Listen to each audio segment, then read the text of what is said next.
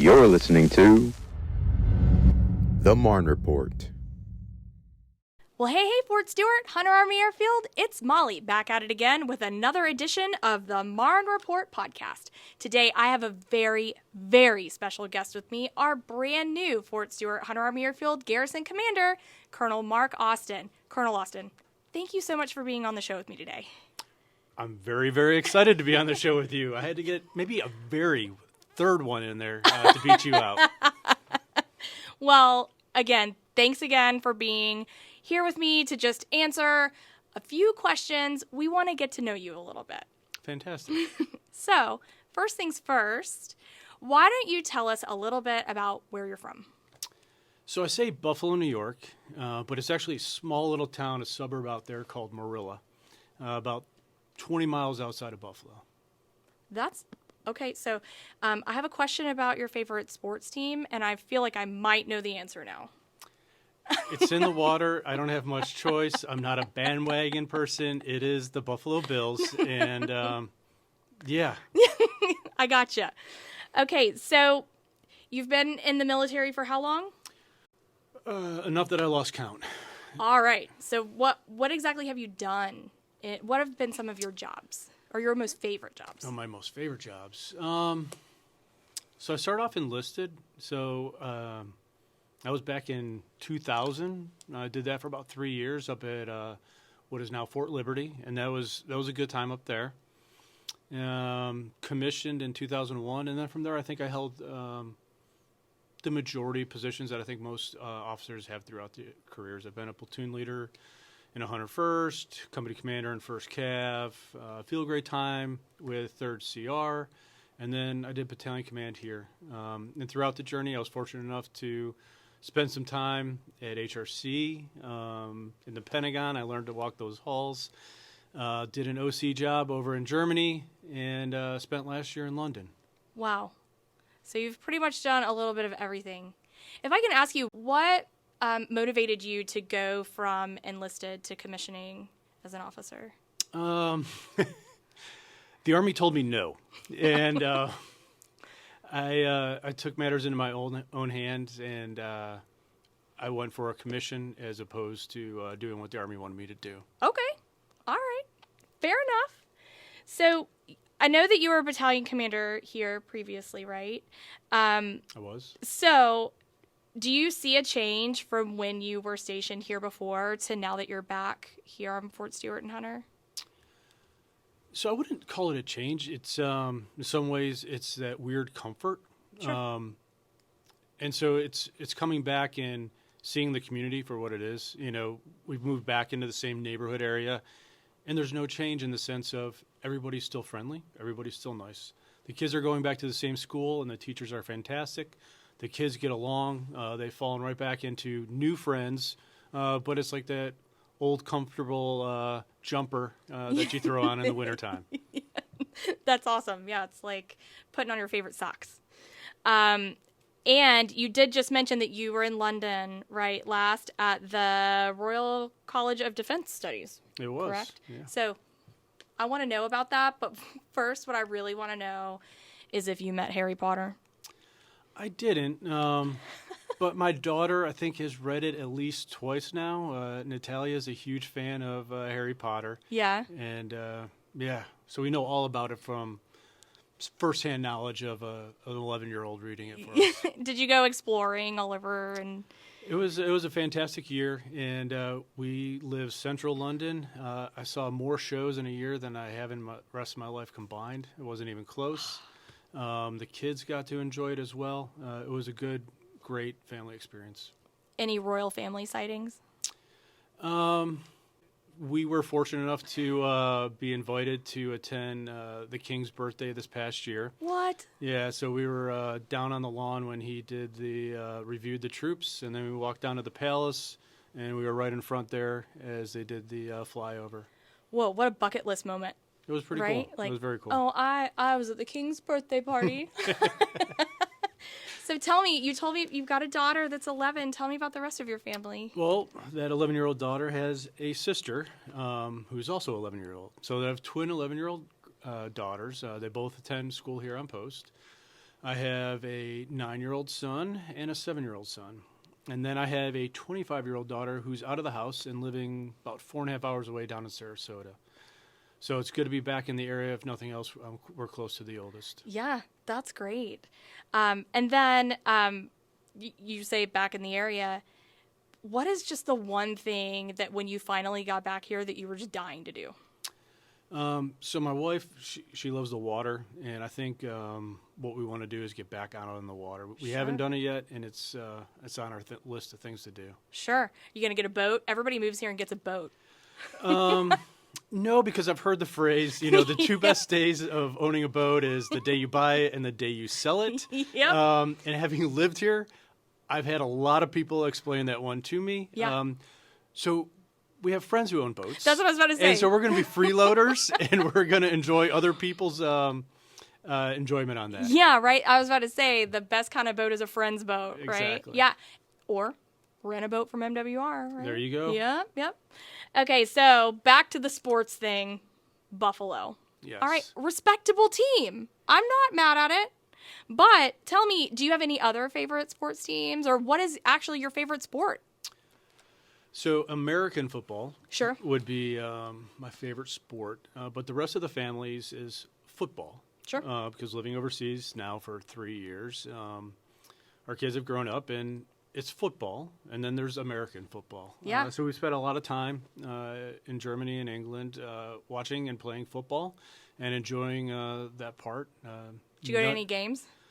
No, just the children's, and that kept us pretty busy as it was. So in our household, we don't enjoy American football, but we love football. That's great. Yeah, we're a big football family as well, but we also love the American football. So I understand where you're coming from. Do you have a favorite football team that you follow? So my 9-year-old, it's Barcelona.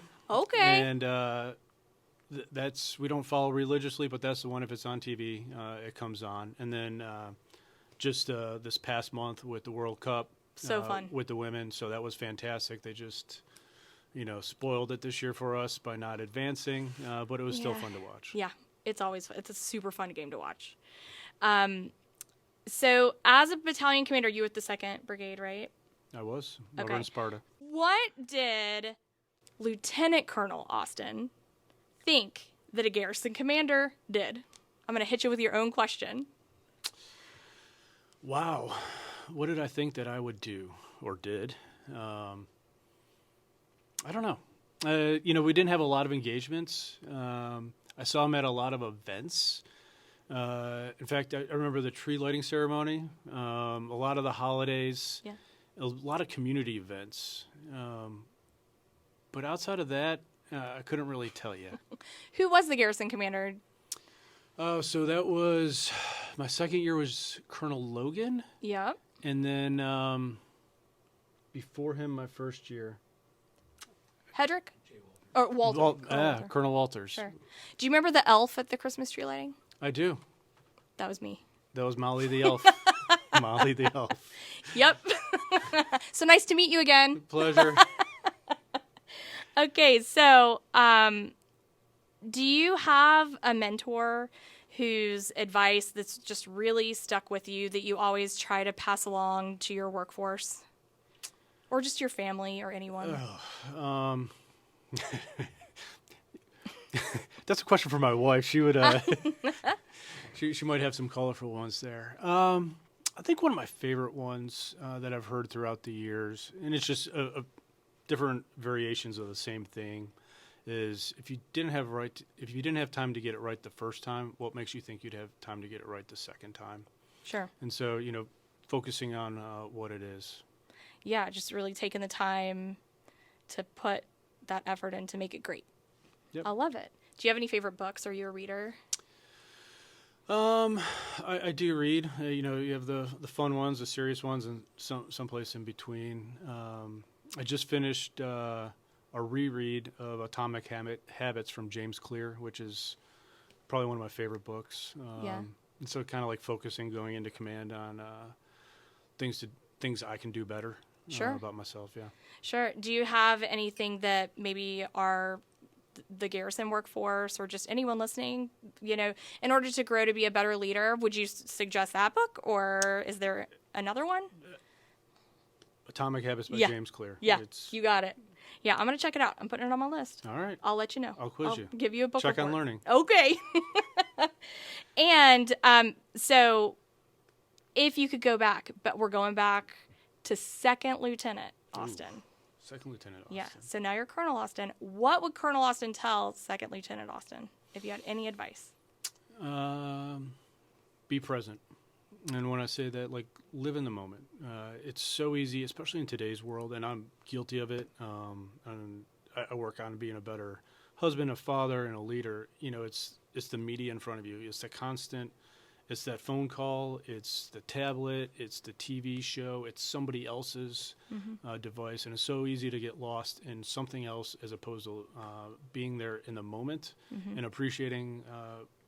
Whether it's your 11-year-old telling you something about Harry Potter, your 7-year-old tracking down bugs in the background, the 11-year-old, her latest drawing, the 9-year-old wanting to play catch, or my wife just, telling me what she did that day. It's easy to get distracted, but being present is probably what I would tell that guy. Yeah, and I think the environment that we work into, it's so fast-paced and so involved that a lot of people don't realize that they should be working to live, right? A lot of people are living to work. So I think that's fantastic advice. Really, when work is done, make sure to take care of yourself, right? Yeah, but I think that even applies in the workplace, right? Of course, absolutely. Taking the time to engage with the people you work with, engage with the community, think about what's next as opposed to what's in front of your face, right? And try to solve the future problems. Yeah, awesome advice. I love it.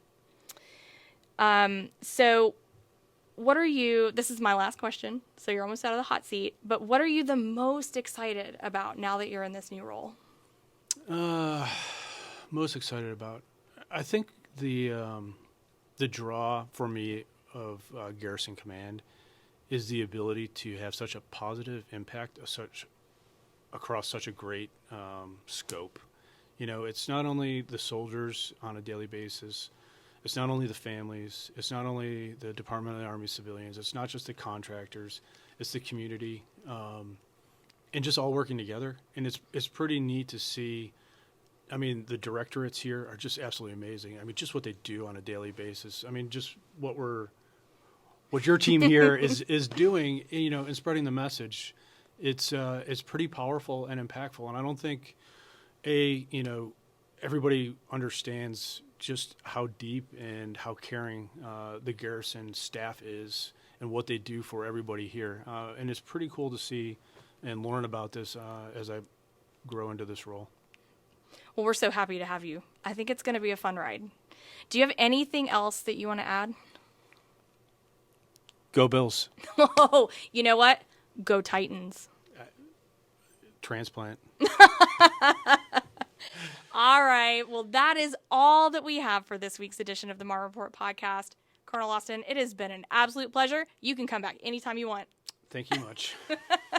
All right, everybody. That's it for this week. This is Molly signing off. Are you a civilian, spouse, or family member who is interested in working for the Army? Check out the Army Fellows Program.